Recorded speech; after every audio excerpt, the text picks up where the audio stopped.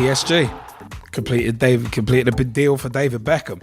Paris Saint-Germain announced the signing of David Beckham, whose salary will go to charity during his 5-month deal. It's apparently £3 million.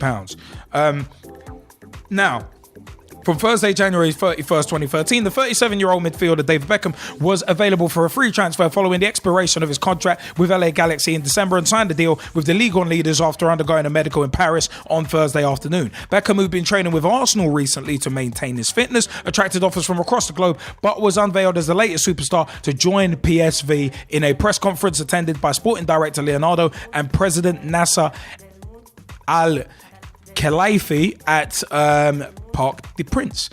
We've been talking about the deal, for quite a while. Beckham said, "I'm delighted it's happened.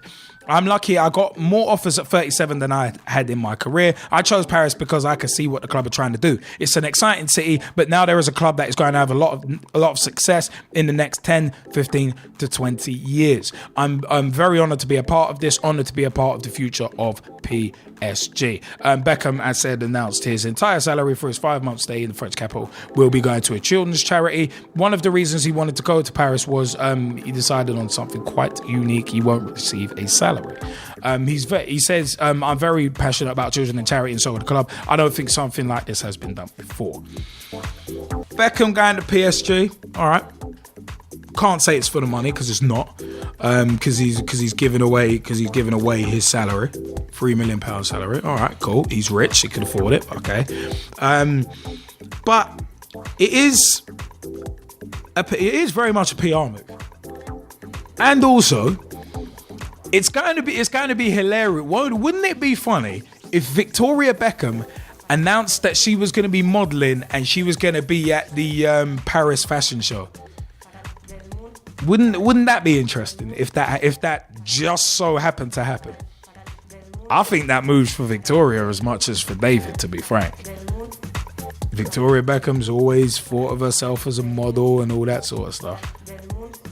She's a fashion icon, isn't it? She's a fashion icon, so it's a career move for the both of them. Beckham's at the end of his career.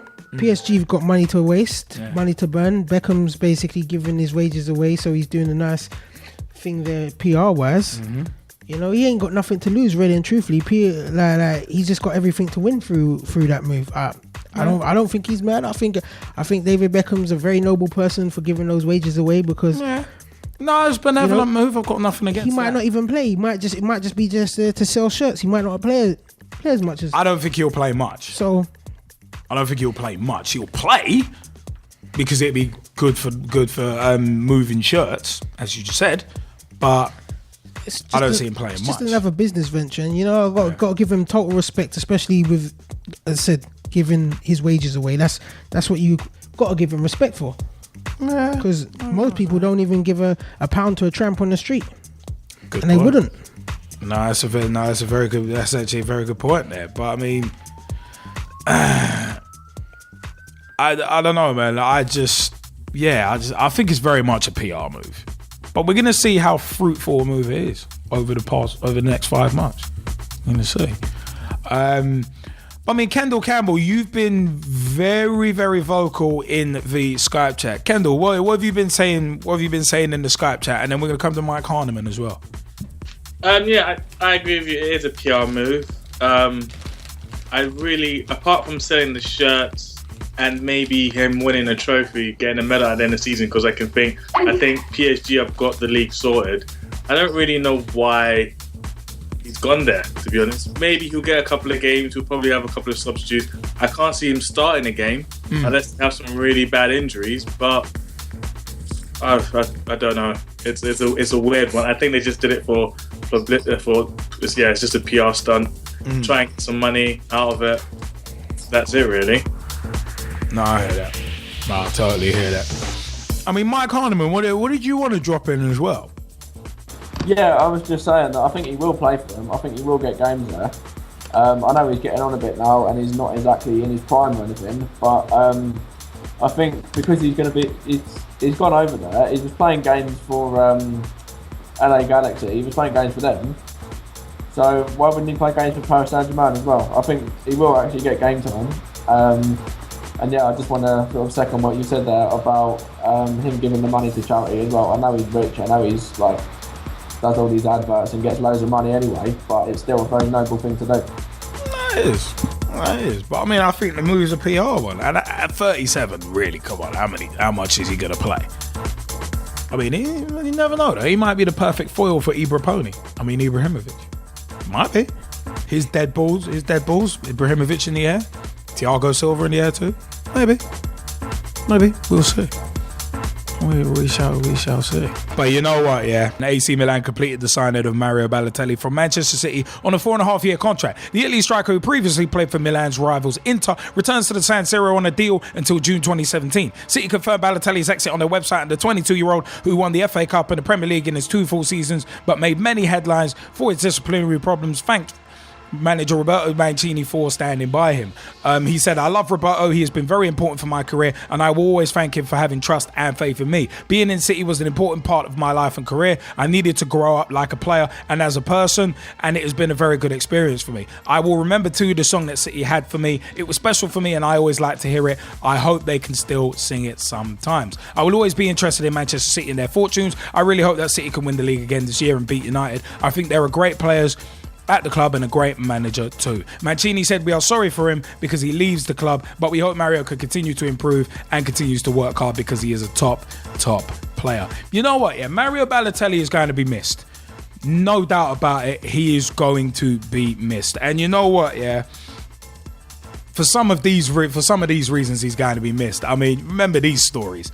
Some of the top Mario Balotelli moments, as I've called him, moron Mario.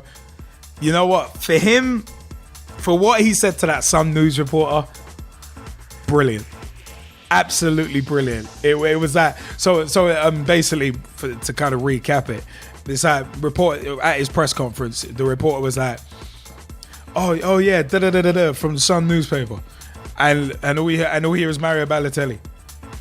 Words to the effect of, "Oh, you're from the Sun. Oh, your newspaper never had anything good to say about me. I don't want to speak to you." It was brilliant. I've said a lot of stuff about Mario Balotelli, but he has been entertaining. As much as I've called him moron Mario, he's been really entertaining.